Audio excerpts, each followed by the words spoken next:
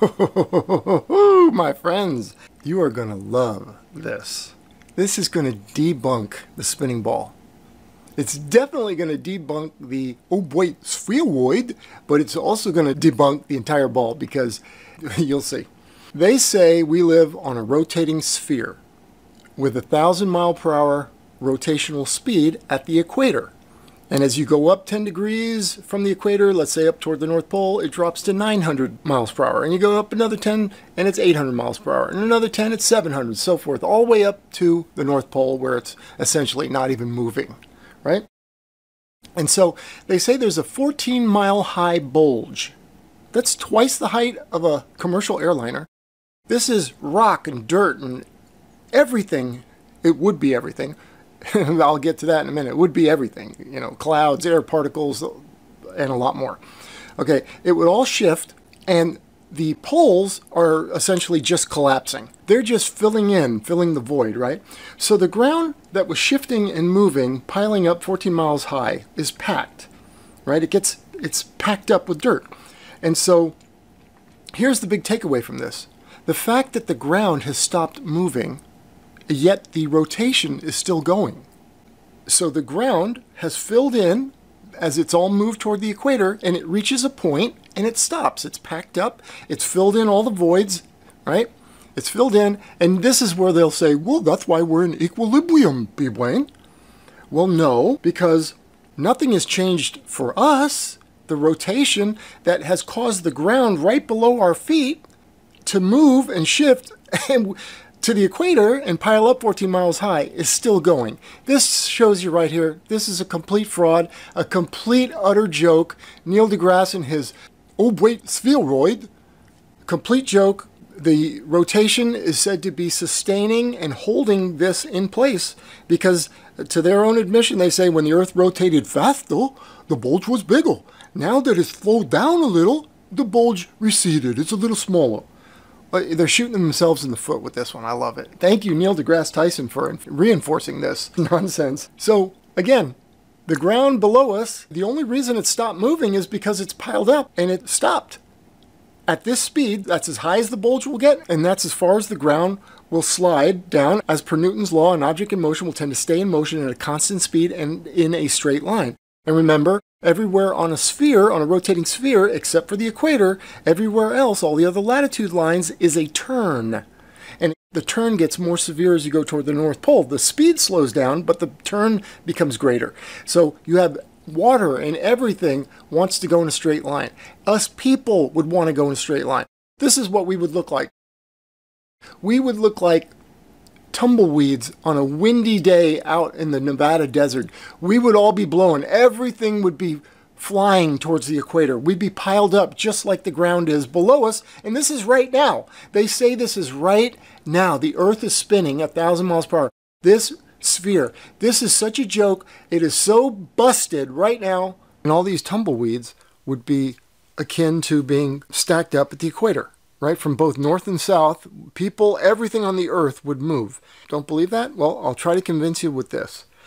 Here's a spinning water balloon and a spinning soaked porous rubber ball. So the water can freely fly off of this ball. The balloon is holding in the water, of course, right? But it's bulging. Now, this would be akin to the ground on the Earth. It's bulging, but it's not falling apart. It's just bulging and flattening. We would be the water and everything on the Earth, right? So as this starts to spin and bulge, once it started to bulge, it's already way past the water flying off. We're all doomed. This is just to show you what a hoax this is. That if you have water on the outside of this balloon, it's long gone. Before it even bulges, as you can see, just as I start rotating the rubber ball, the porous rubber ball on the right, the water starts to fly off immediately. Right there, it's gone. It didn't even get up to speed yet. But it doesn't matter. The balloon is going way faster, but yet it has a skin to hold in the water, right? And the reason it moves to the equator, as I've said, is the Earth wants to turn left out from under it. As per Newton's first law of motion, the law of inertia, everything wants to move in a straight line and wants to stay in a straight line. So as the Earth turns, that's why you would have, theoretically, have this equatorial bulge. But it's not real. But if you did, again, the ground is currently spinning right now underneath us, but the ground is done moving, kind of like this water balloon. The water is stacked up inside there. It's pressing against the walls, and it's done moving. From both poles of the water balloon, it's moved into the center, and it's not going any further. You could just have a steady rotation there. But the stuff that's free to move on the outside of the ball that lives on this balloon is gone. Do you understand? We cannot be rotating, sustaining, the ground sustaining this huge bulge, 14 miles high, and the poles flattening, and us on the surface not experience. Don't you see? This is physically impossible. This is not a reality. It can't be. It's fake. That's all. Let's go on. The hardest thing I've had to do is try to explain this and even get it straight in my own head. It's been very hard. That's why I was silent for like almost 3 months. I didn't put a video out because I've been struggling with this. But when I got this, it's because the ground has stopped. Oh, but we are on the ground. We haven't piled up against each other. We're not all at the equator bunched up. We would have to be. All the water, look at this still water like a mirror. This is busted.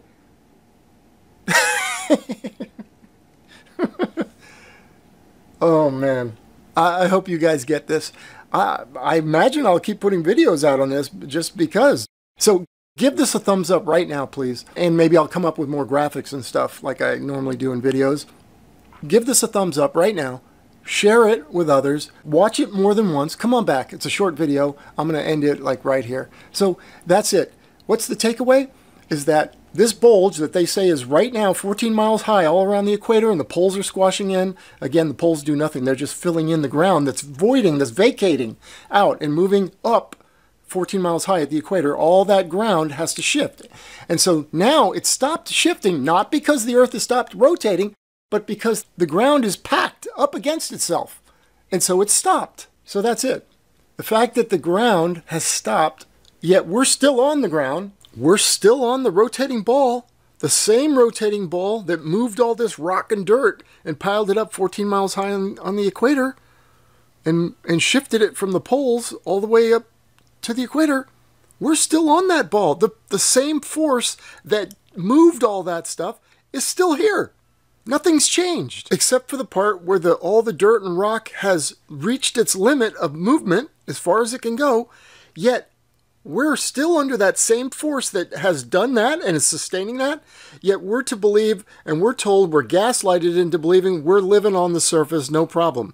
No, we would be stacked up at the equator, same as all the dirt. Busted! Gaslighting, fraud alert. Woo, woo, woo. All right, my friends, I hope you enjoy this. This is a game changer. This is a huge part of their ball. I haven't looked up, but everybody's told me, besides Neil deGrasse in modern physicists, they said Newton came up with the bulge. So this goes way back. This is, if you debunk this, oh my gosh, now sky's the limit. Just the whole thing has to come into question, right? So, woohoo! We did it, folks. All right. Thank you, and stay tuned.